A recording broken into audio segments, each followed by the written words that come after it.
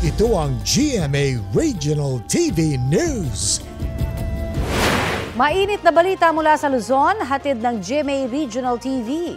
Dalawa po ang patay sa salpukan ng dalawang motorsiklo sa Santa Cruz, Ilocos Sur. Chris, meron ka na bang detalye sa pangyayari? Connie, hindi na raw nakapagpreno ang paparating na motorsiklo nang mag-U-turn ang nasalpok niyang isa pang motorsiklo.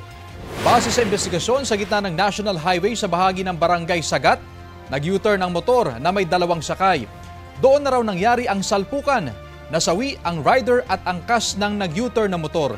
Walang pahayag ang nakabangga ang rider. Sa bayan naman ng Cabugao sa Ilocos Sur pa rin, patay ang 21 anyos na motorcycle rider nang masalpok ng isa pang motor. Ayon sa pulisya, bigla umanong lumipat ng linya ang nakabangga ang rider kaya bumangga sa motorsiklo ng mga biktima. Sugatan naman ang nakabangga ang rider, pati na ang angkas ng nasawing biktima. Wala pang pahayag ang mga sangkot sa insidente.